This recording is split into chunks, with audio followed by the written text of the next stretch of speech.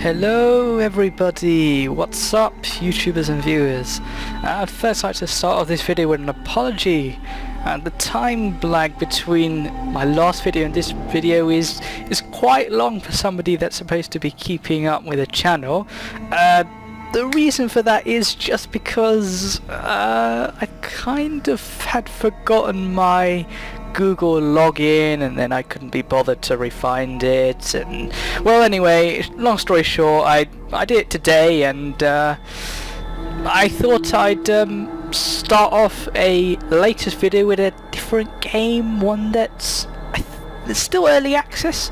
I've been playing it a bit, so it's not exactly like a blind playthrough. It's called Scavenger. It's a roguelike survival game, and from what I've played so far, it's actually pretty deep. The best way to show you it would be to play it, so let's start a new game.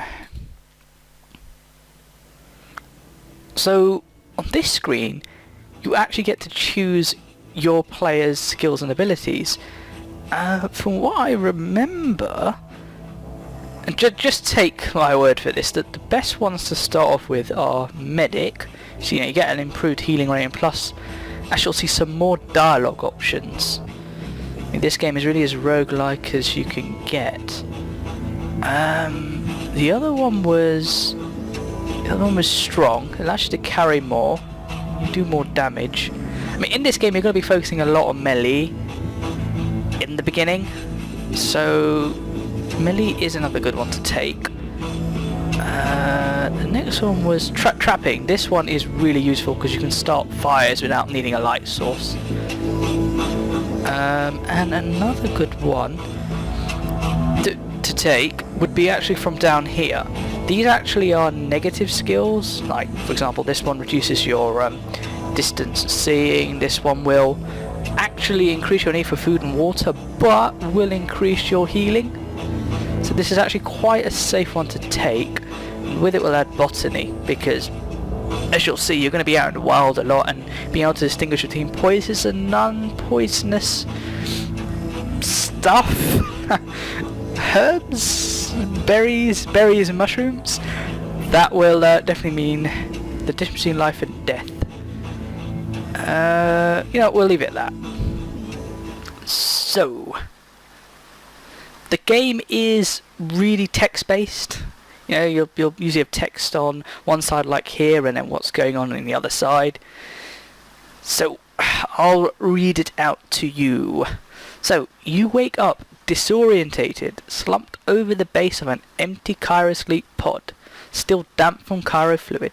The thick dust from the floor clings to your skin, leaving a clean spot on the ground where a large O5 is painted.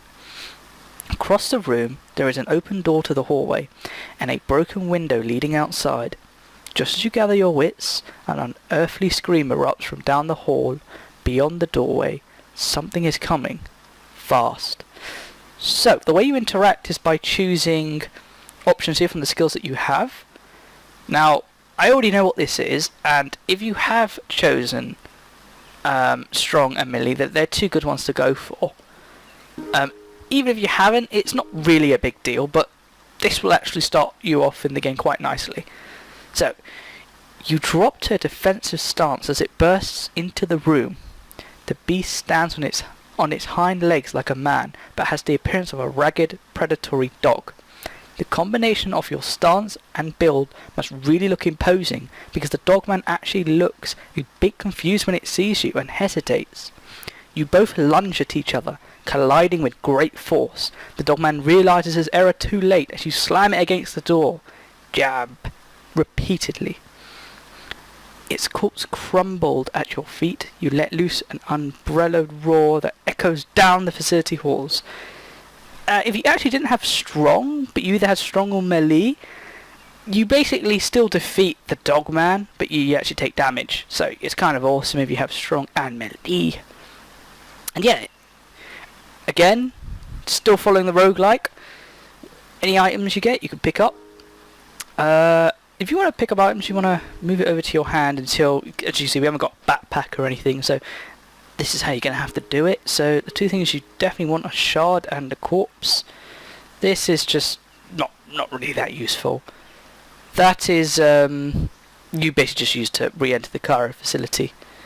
I'm really sorry I'm not explaining this properly, but trust me, you're going to understand the game as it starts progressing. This is why you definitely want medic, because you're going to spot a first aid kit with some neat supplies. I think the supplies are randomly generated each time in the game. I can't remember. Sometimes these are empty, sometimes these are not. Luckily these are not empty, and look, these are painkillers, which are definitely going to help. And rags. Of course, the first aid kit counts as a container, so we can add stuff into it. And that is really all you want from this facility. You can just climb out the window. Yep, you decide to go outside. Nothing really worth reading here. So this is the game. I've finally gotten to it. It's a hex-based game. Over here you can see your stats. Well fed, well hydrated, blah blah. I'll tell you how overloaded you are.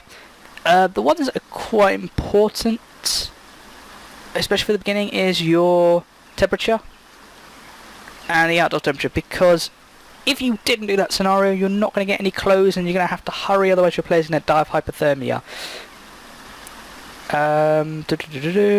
What else do I want to do? Ah, yes.